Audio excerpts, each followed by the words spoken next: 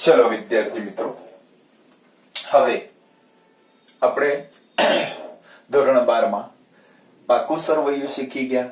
નાણાકીય પત્રકમાં હવે નફા નુકસાન ખાતું શીખીએ છીએ. નફા નુકસાન ખાતાનું ફોર્મેટ શીખી લઈએ. નફા નુકસાન ખાતાનું ફોર્મેટ કમ્પ્લીટ તૈયાર કરી દેવાનું છે. સમજી લો તો જ દાખલા આવડશે. બરોબર? કેવી રીતે કઈ વિગત તૈયાર થશે એ આખું ફોર્મેટ લખાવું છું, સમજાવું છું. વેપાર અને નફા નુકસાન બે ભેગું અહીંયા આવી જશે. વેપાર ખાતાની જમા બાજુ, ઉધાર બાજુ, નફા નુકસાનની જમા, ઉધાર બંને ભેગું થઈ જશે. તો વેપાર ખાતાની જમા બાજુ ભેગી થઈ જશે. તો વેપાર ખાતામાં જમા બાજુ વેચાણ આવતું હતું તો પહેલું વેચાણ આવશે. પછી નફા નુકસાનની જમા બાજુ હતું આવકો આવશે. એ બેના ટોટલ પછી વેપાર નફા નુકસાનની ઉધાર બાજુ ભેગી થઈને બાદ થશે. એને ખર્ચા કહીએ છીએ. બરોબર? એમાં જુદા જુદા ટાઇટલ છે, એ ટાઇટલો લખતા જઈએ. ચલો પહેલું લખીએ છીએ, ધ્યાન આપજો. પહેલું કામગીરી આવક. કામગીરી આવક. હવે આ કામગીરી આવકમાં કઈ કઈ વિગતો આવશે હું લખતો જઉં છું. વેચાણ, પછી બાદ આવે વેચાણ પરત, એનું બીજું નામ છે માલ પરત જમા. ચલો આઉટરમાં આવશે આ પહેલું ટાઇટલ આખું પૂરું તમારું. બીજું ટાઇટલ આવશે અન્ય ઉપજો. આ વેપાર ખાતાની જમા બાજુ, હવે નફા નુકસાનની જમા, અન્ય ઉપજ. ચલો હવે અન્ય ઉપજમાં કઈ કયું હોય તમને ખબર છે? બધી નથી લખતો, 5-1 લખું છું. મળેલ વ્યાજ, મળેલ ભાડું, રોકાણ ઉપર વ્યાજ, રોકાણ ઉપર વ્યાજ, મિલકત વેચતા નફો, વેચતા નફો, ડિવિડન્ડ. આ બધી જ આવકો થશે. પછી આ બધી આવકનું ટોટલ કરવામાં આવશે. એ ત્રીજું ટાઇટલ થશે. એને કહેવાય કુલ ઉપજ. ત્રીજું ટાઇટલ આપણું કુલ ઉપજ. કુલ ઉપજ. આ કુલ ઉપજમાં 1 અને 2 એનો સરવાળો થશે. ચોથું ટાઇટલ આવશે ખર્ચા. હવે આ ખર્ચમાં જુદા જુદા ટાઇટલો છે, સમજો. તો પહેલું ટાઇટલ છે ખરીદી.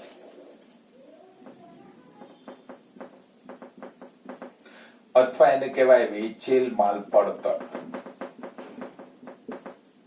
આમાંથી બાદ થશે બાદ ખરીદ પરત, અન્ય રીતે ગયેલ માલ, અન્ય રીતે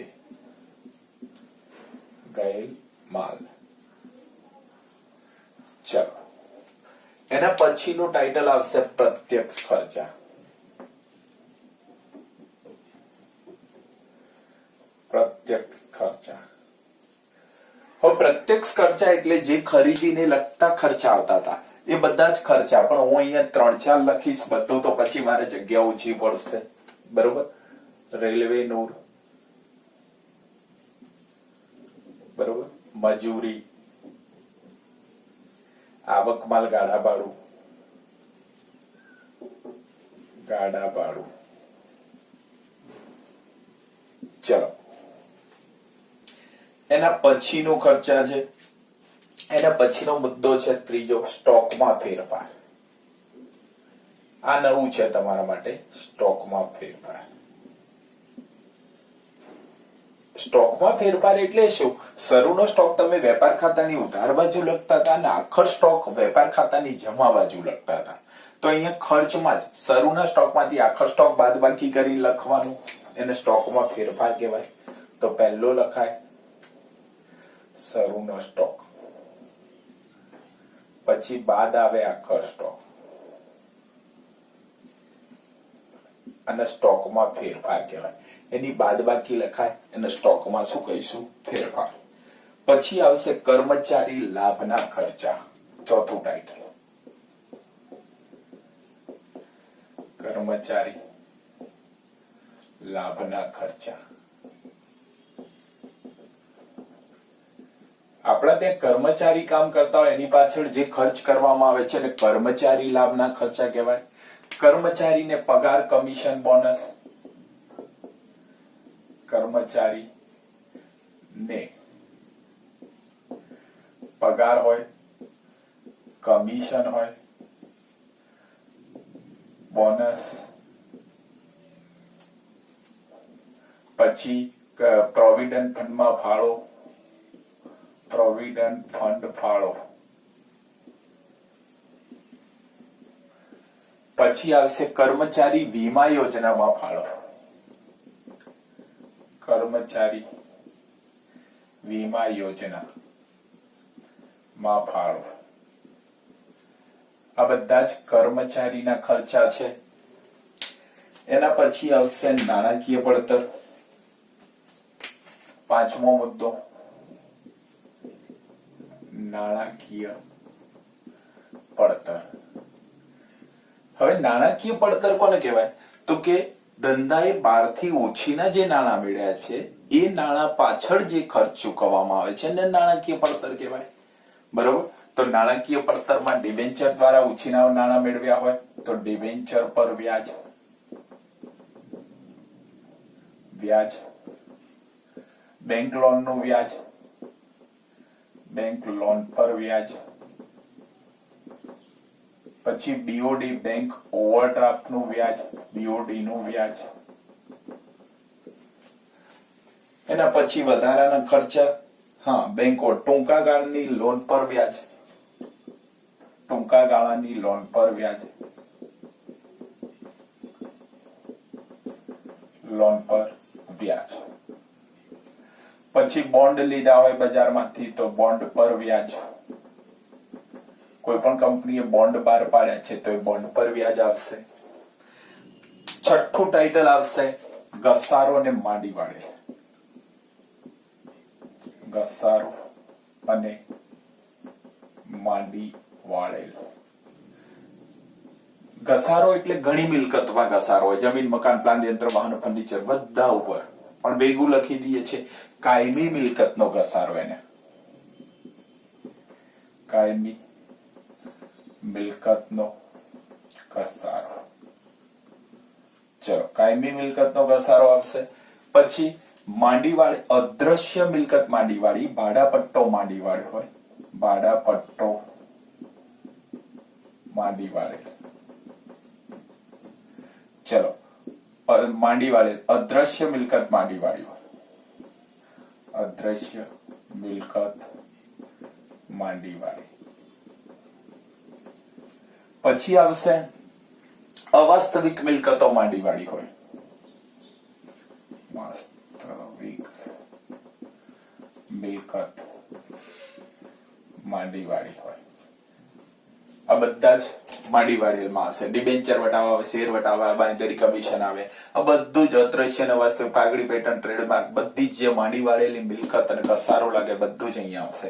અને છેલ્લું ટાઇટલ છે, જુઓ, આ ખર્ચમાં જેનો સમાવેશ નથી થતો એને બધા જ અન્ય ખર્ચા.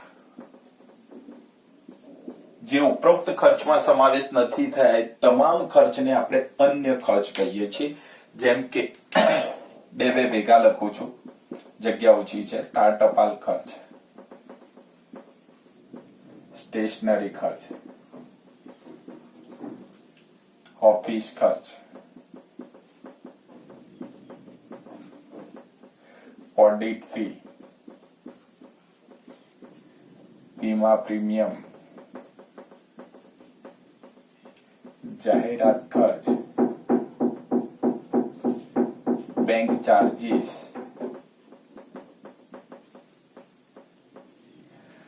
બરોબર. આ બધા જ ખર્ચા છે. ગાલખાત જુઓ, એક રહી ગયું મેન, ગાલખાત.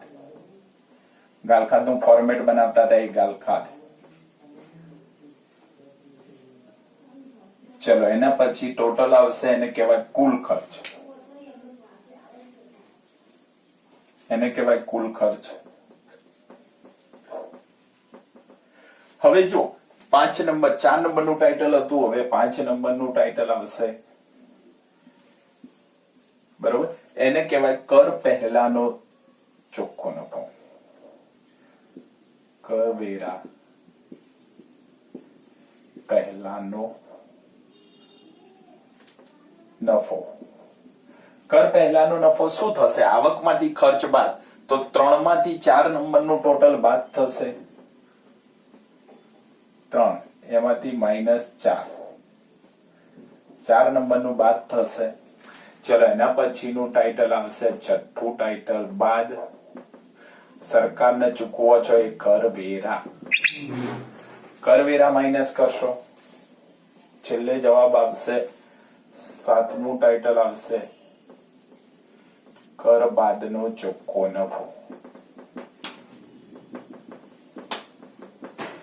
ચલો ફોર્મેટ આખું પૂરું થઈ ગયું. આખું ફોર્મેટ તૈયાર કરી લખી દેવાનું છે, તૈયાર બી કરવાનું છે. સમજી લો, આવડતું હશે તો જ દાખલા આવડશે, અધરવાઇઝ નહીં આવડે. અસ્તો કરીએ છીએ ફોર્મેટ. નેક્સ્ટ પીરિયડમાં જ્યારે જુઓ નેક્સ્ટ દાખલો તો ફોર્મેટ તૈયાર હશે તો જ આવડશે. અસ્તુ.